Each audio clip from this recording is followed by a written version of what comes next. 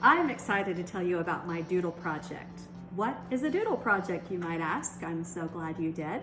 So, around Christmas, I was making your traditional snickerdoodles, but I was trying to make them a little healthier, as I typically do. I was using whole wheat pastry flour in place of regular flour, and I was using a natural sugar, probably coconut sugar at the time, in place of a white sugar, and making traditional snickerdoodles, rolling them in sugar and cinnamon. And my grandson, who is 18, said, Mimi, which is what they typically call us grandmas in the South, Mimi, these taste like they have coffee in them. And I thought, well, that's quite coincidental because we just got an espresso machine and I was making espresso shots for people.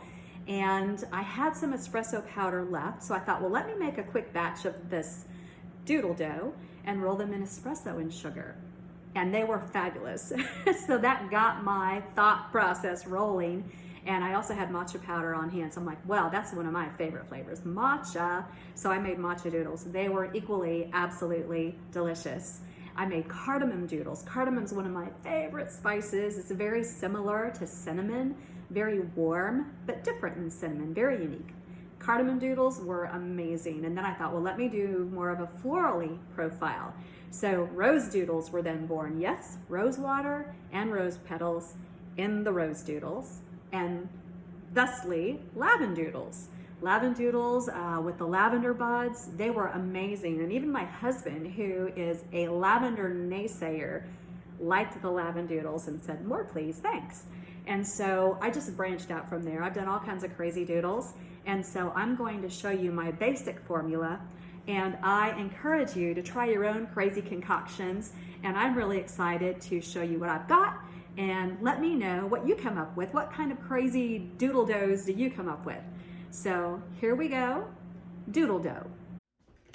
Okay, so the doodle project has begun, and grandson Alex, whose inception this doodle project is gonna help me out. So I have already creamed some butter, and I'm gonna add a 1/4 cup of sugar. So the basic formula of the dough is a very simple. It's by 1/4 cups.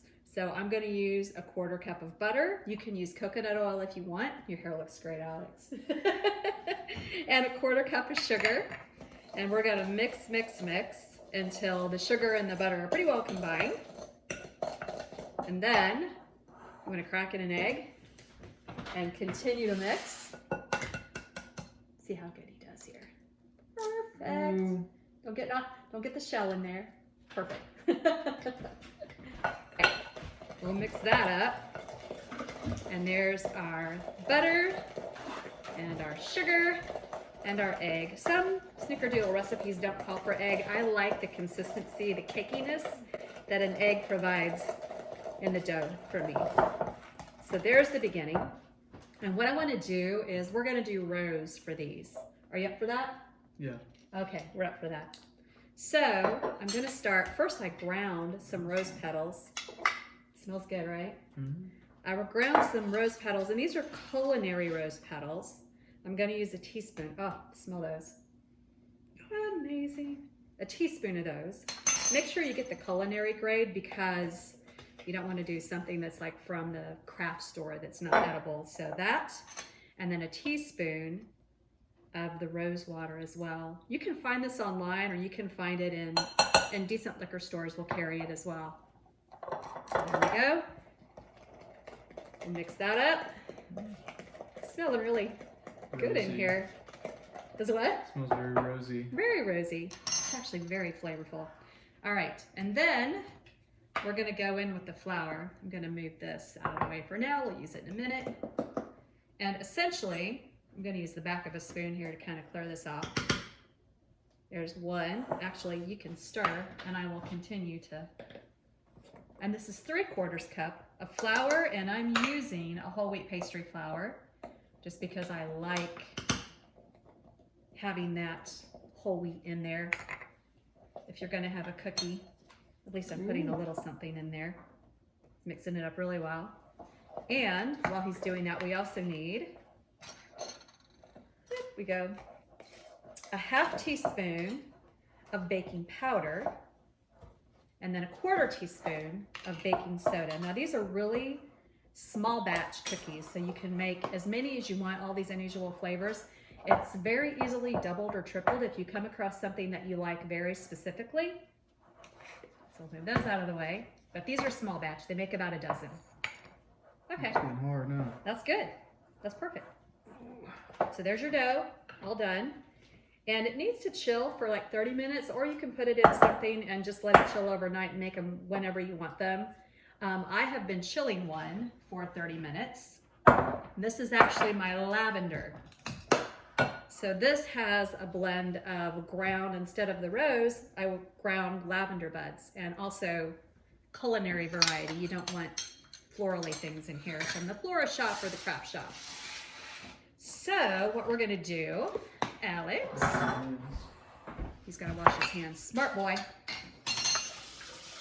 is I'm gonna roll little balls about that size and plop them in. This is lavender and a natural cane sugar. I like to use a milder sugar when I'm using the florally notes, and when I go for the cardamom, then I'm going to use coconut sugar. All right. So if you want to get started with me. What are you talking Huh? What is that? That's the lavender and sugar. These are a different flavor. So we made a rose batch, but I had a lavender batch in the fridge. I thought lavender was like purple. It is purple, but this is all ground very finely, and it's dried lavender, so it's not bright like you would see.